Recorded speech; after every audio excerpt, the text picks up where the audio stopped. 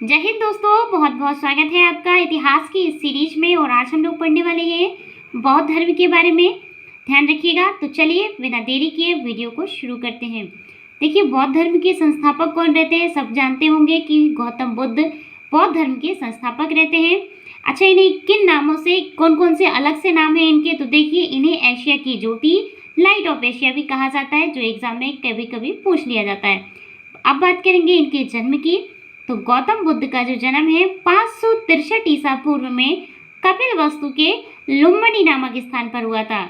कहाँ पर होता है? कपिलवस्तु के लुम्बिनी नामक स्थान पर होता है, क्योंकि ये 2500 साल पहले की बात है, बौद्ध धर्म है ना। और वर्तमान में ये जगह कहाँ है?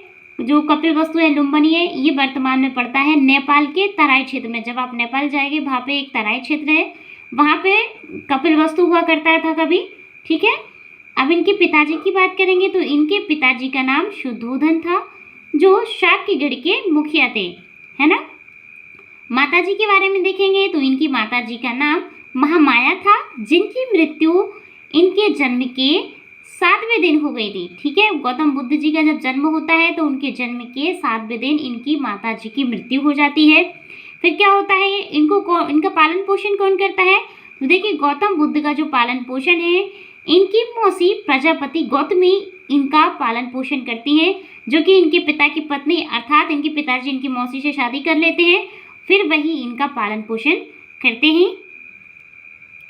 चलिए अब हम इनके बचपन के बारे में जानेंगे। तो देखिए, गौतम बुद्ध के बचपन का नाम सिद्धार्थ था। ठीक है। इनके बचपन का नाम सिद्धार्थ रहता है और 16 वर्ष की आयु में इनका विवाह यशोधरा नामक कन्या से कर दिया जाता है। ठीक है। फिर इन्हें एक पुत्र की प्राप्ति होती है, जिसका नाम राहुल रहता है। ध्यान रखिए, राहुल से बहुत ज़्यादा क्वेश्चन किए जाते हैं एग्जाम में। फिर क्या होता है? जब एक दिन सिद्धार्थ कपिलवस्तु की सैर पर जाते हैं, अर्थात ये अपनी नगरी को घूमने जाते हैं, देखने के लिए जाते हैं, तब इन्होंने क्या देखा? तो देखिए, ये 4 दृश्यों को देखते हैं। मतलब ये जो दृश्य हैं, ये पहली बार देखते हैं। इससे पहले इन्होंने कभी भी ऐसे दृश्यों को नहीं देखा था। सबसे पहले ये क्या देखते हैं? सबसे पहले यह एक बूढ़ा व्यक्ति देखते हैं, क्योंकि इससे पहले इन्होंने कभी भी कोई भी बुजुर्ग व्यक्ति नहीं देखा था। सबसे पहले ये एक बूढ़ा व्यक्ति देखते हैं। फिर दूसरे ये थोड़ा और आगे जाते हैं, जब ये शेयर करने के लिए, तो एक बीमार व्यक्ति देखते हैं। बीमार व्यक्ति भी ये पहली बार देखते हैं। इससे पहले इन्हें पता नहीं था कि व्यक्ति बीमार भी होते हैं। फिर थोड़ा और जाते हैं आगे तो इन्हें एक शव यात्रा मिलती है। ठीक है। शव यात्रा मिलती है और लास्ट में जब और थोड़ा और आगे जाएंगे तो इन्हें एक सन्यासी मिलते हैं। तो पहली बार जब ये इन सब दृश्यों को देखते हैं तो इन्हें पता चलता है कि मनुष्य का जो जीवन है वो क्या है, ठहरता नहीं है, चलता रहता है समय के साथ। और एक दिन जिस मनुष्य ने जन्म लिया है उसकी मृत्यु भी होती है। जब इन्हें इन सब चीज़ों का पता होता है, जब पहली बार जब इन्हें इन सब चीज़ों का पता लगता है, तो इन्हें बहुत ज़्यादा दुख होता है, क्योंकि जब से इनका जन्म होता है इन्हें इन सब चीज़ों से दूर रखा जाता है। ठीक है। जैसे कि जो वृद्ध व्यक्ति हो गए, बीमार व्यक्ति, शव यात्रा, इन सब चीज़ों के बारे में इन्हें कोई ज्ञान नहीं होता है, इन्हें बताया नहीं जाता है। इनके पिता के द्वारा आदेश दिया जाता है कि इन्हें ऐसा कुछ नहीं बताया जाए। ये सब क्योंकि ये पहली बार देखते हैं तो इन्हें बहुत ज़्यादा असंबद्ध होता है, बहुत ज़्यादा, एक तरीके से बहुत ज़्यादा इन्हें दुख होता है ना। क्योंकि इन्होंने इससे पहले कोई दुख नहीं देखा था, इन्हें हमेशा खुशियाँ मिली थी। क्योंकि जब गौतम बुद्ध का, यानी कि सिद्धार्थ, क्योंकि इनके बचपन का नाम क्या रहता है? सिद्धार्थ रहता है। जब सिद्धार्थ का जन्म होता है तो इनके पिताजी के क्या होते हैं, एक गुरुजी रहते हैं, सन्यासी रहते हैं। वो जब इनके दरबार में आते हैं और इनका जन्म होता है तो वो एक भविष्यवाणी करते हैं कि राजन, क्योंकि इनके पिताजी शाक्यगढ़ राज्य के मुखिया थे, अर्थात उस समय वो राजा थे, है ना। तो वो जो उनका नाम रहता है असिद्ध मुनि। ठीक है। हम लोग स्टोरी के टाइप में सुनेंगे तो हमें जल्दी याद हो जाएगा। तो असिद्ध मुनि एक भविष्यवाणी करते हैं कि राजन, आपका ये पुत्र है, ये राजा नहीं बनेगा बल्कि एक सन्यासी बनेगा। जब ये इस तरीके के वचन जब सुनते हैं इनके पिताजी राजा शुद्धोधन, तो वे सोचते हैं कि कहीं मेरा बेटा सन्यासी ना बन जाए। और कोई भी व्यक्ति सन्यासी तभी बनता है जब उसके जीवन में बहुत ज़्यादा दुख होते हैं। तब इनके बचपन से ही इन्हें कुछ भी ऐसा दुख ना हो, इस तरीके की चीज़ें की जाती हैं इनके सामने। सब कुछ इनके पसंद का होता है बचपन से ही, तो इन्हें कुछ हमेशा खुशियाँ ही मिलती हैं। लेकिन जब अचानक से इन्हें ये सब दिखाई देता है, ये सब दृश्य इनके सामने आते हैं, तो इन्हें बहुत ज़्यादा दुख होता है। तब इन्हें लगता है कि संसार में कितना ज़्यादा दुख है, हर व्यक्ति दुख से परेशान है। तब ये क्या करते हैं, तभी संसार के दुखों का कारण की खोज करते हैं। ये क्या करते हैं, ये कहते हैं कि संसार में इतना दुख क्यों है। फिर ये क्या करते हैं, ये दुखों के कारण की खोज करने के लिए सिद्धार्थ 29 वर्ष की आयु में अपना गृह त्याग देते हैं। ये क्या करते हैं, ये इनके मन में बहुत ज़्यादा जिज्ञासा होती है, ये बहुत ज़्यादा दुखी हो जाते हैं। फिर ये कहते हैं कि मैं समस्त संसार के दुखों का कारण खोजूंगा, और ये 29 वर्ष की आयु में संन्यास लेने का निर्णय लेते हैं। ठीक है, और जब ये संन्यास लेने का निर्णय लेते हैं तो ये अपना घर त्याग देते हैं और ये वन की ओर जाते हैं। ये जो घर त्यागते हैं इसे बौद्ध धर्म में महाविनिष्क्रमण के नाम से भी जाना जाता है। जब बौद्ध धर्म, जब ये बुद्ध बनते हैं तो बौद्ध धर्म की जब कथाएं लिखी जाती हैं, किताबें लिखी जाती हैं, जब ये गृह त्यागते हैं तो उसको बौद्ध धर्म में क्या लिखा गया है, महाविनिष्क्रमण के नाम से जाना जाता है, ध्यान रखिएगा। फिर इसके बाद ये गृह त्याग करके क्या करते हैं, गृह त्याग के बाद सिद्धार्थ वैशाली के अलार कलाम से सांख्य दर्शन की शिक्षा लेते हैं। ये फिर इसके बाद जब गृह त्याग करते हैं तो ये वैशाली जाते हैं, वैशाली के गुरु अलार कलाम से ये सांख्य दर्शन की शिक्षा लेते हैं। सांख्य दर्शन की ध्यान रखिए। लेकिन इससे इन्हें जो सिद्धार्थ है इन्हें उससे कोई संतुष्टि नहीं होती है। फिर ये क्या करते हैं, बिना अन्न जल ग्रहण के, ना ये अन्न ग्रहण करते हैं ना जल ग्रहण करते हैं।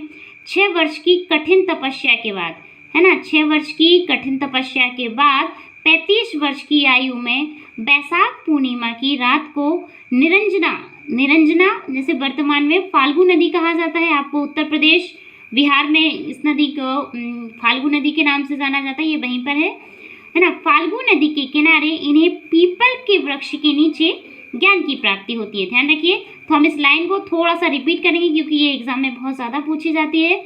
इन्हें क्या होता है, जब ये 35 वर्ष की आयु हो जाती है इनकी, क्योंकि तपस्या करते करते 6 साल हो जाते हैं, इन्हें अन्न जल त्याग किए, तो ये फाल्गु नदी के किनारे, ठीक है, उस समय इसको निरंजना के नाम से जाना जाता है, ये पीपल के वृक्ष के नीचे इन्हें ज्ञान की प्राप्ति होती है, यानी कि इन्हें बोधिसत्व, ठीक है, इन्हें बोधिसत्व की प्राप्ति हो जाती है। ठीक है, जिस स्थान पर सिद्धार्थ को ज्ञान की प्राप्ति होती है वह स्थान बोध गया कहलाता है। ठीक है, आप लोगों ने बोध गया के बारे में तो सुना होगा, तो बोध गया वही स्थान है जहाँ सिद्धार्थ को ज्ञान की प्राप्ति होती है। ठीक है, और जो बोध गया है वो कहाँ पर स्थित है, तो वर्तमान में बिहार में स्थित है। जब इन्हें ज्ञान की प्राप्ति हो जाती है तो ये अपना उपदेश देने लगते हैं। तो बुद्ध ने, मतलब क्योंकि इन्हें ज्ञान की प्राप्ति होती है इसके बाद इन्हें बुद्ध का नाम दे दिया जाता है ना। तो बुद्ध ने अपना पहला उपदेश, जब ये उपदेश देते हैं तो इनका प्रथम जो उपदेश है वो सबसे ज़्यादा पूछा जाता है एग्जाम में, तो सारनाथ ऋषिपत्तनम में दिया था। सारनाथ ऋषिपत्तनम याद रखिए, जो वर्तमान में उत्तर प्रदेश में स्थित है। ठीक है, जिसे बौद्ध धर्म के जो ग्रंथ है उसमें धर्म चक्र परिवर्तन कहा गया है। इन्होंने जो अपना पहला उपदेश दिया है उसे बौद्ध धर्म में क्या कहा गया है, धर्म चक्र परिवर्तन। ठीक है, धर्म चक्र परिवर्तन कहा गया है। और इन्होंने जो ग्रह त्यागा था उसको महाविनिष्क्रमण के नाम से जाना जाता है। दो अलग अलग चीजें हैं, जब ये ग्रह त्यागते हैं तो उसको महाविनिष्क्रमण के नाम से जाना जाता है बौद्ध धर्म में, और जब ये जब ये उपदेश देते हैं ज्ञान की प्राप्ति के बाद तो वो धर्म चक्र परिवर्तन कहा जाता है। दो अलग अलग वर्ड से ध्यान रखिएगा, है ना। तो देखिए, बुद्ध ने अपने उपदेश जनसाधारण की भाषा पाली में दिए हैं। उस समय जब क्योंकि हिंदी भाषा उस समय नहीं थी, उस समय पाली भाषा चला करती थी, तो इन्होंने अपने उपदेश, क्योंकि जनसाधारण अर्थात यही भाषा सब उस समय बहुत ज़्यादा प्रचलित थी ताकि सभी को इनके उपदेश अच्छे से समझ में आ सके, इसलिए इन्होंने अपने उपदेश पाली भाषा में दिए। ठीक है, बात करेंगे अब इनकी मृत्यु की। तो जो बुद्ध रहते हैं, बुद्ध की जो मृत्यु होती है 80 वर्ष की आयु में 483 ईसा पूर्व में उत्तर प्रदेश के मल्लगढ़ राज्य की राजधानी कुशीनारा में चुंद द्वारा अर्पित भोजन करने के बाद हो गई थी। क्या होता है, इनके एक शिष्य रहते हैं, ये उनके यहाँ पे भोजन करने के लिए जाते हैं, इनको आमंत्रण आता है इसलिए वहाँ पे भोजन करने के लिए जाते हैं। जब ये वहाँ पे भोजन करते हैं तो कहा जाता है इस तरीके से कि भोजन करने के कुछ समय बाद इनकी मृत्यु हो जाती है, कुछ दिनों बाद या समय बाद। ठीक है, उसके बाद ही इनकी मृत्यु होती है। और कहाँ पे होती है, ध्यान रखिए, कुशीनारा में। मल्ल गणराज्य की राजधानी थी कुशीनारा, ठीक है। वहाँ के राजा रहते हैं, तो वहाँ क्योंकि इनकी मृत्यु वहीं पर हो जाती है, तो इसलिए वहाँ के राजा ने अत्यंत सम्मान पूर्वक बुद्ध का अंतिम संस्कार किया। तो ये क्या करते हैं, वहाँ के राजा जो रहते हैं बहुत ही सम्मान पूर्वक महात्मा बुद्ध का अंतिम संस्कार करते हैं। अंतिम संस्कार के बाद जो बुद्ध की जो अस्थियां रहती हैं, जो अवशेष रहते हैं, उन अवशेषों को 9 भागों में बांटा जाता है। कितने भागों में, 9 भागों में बांटा जाता है। कभी कभी एग्जाम में क्वेश्चन यहाँ से भी क्वेश्चन पूछ लिया जाता है। और वहाँ पर स्तूप का निर्माण कराया जाता है, ठीक है। वहाँ पे क्या होता है, स्तूप का निर्माण कराया जाता है। आप लोगों को पता होगा कि एक शासक होते हैं अशोक, ठीक है। अशोक ने लगभग 84,000, हजार की बात कर रही हूँ मैं, 84,000 स्तूपों का निर्माण करवाया था, जो उनके सेनापति पुष्यमित्र शुंग ने, जब जो मौर्य वंश के अंतिम शासक रहते हैं, अशोक के ही वंशज रहते हैं आगे चल के, तो उनकी हत्या कर देता है पुष्यमित्र शुंग। और जो 84,000 स्तूपों का जो निर्माण अशोक ने करवाया था, उन सबको तुड़वा देते हैं, और ठीक है, वहाँ पे मंदिरों का निर्माण करवा देते हैं। ध्यान रखिए, तो 84,000 स्तूपों का निर्माण करवाया था अशोक ने। ये भी बात आप याद रखिए, कभी कभी एग्जाम में यहाँ से भी क्वेश्चन किए जाते हैं।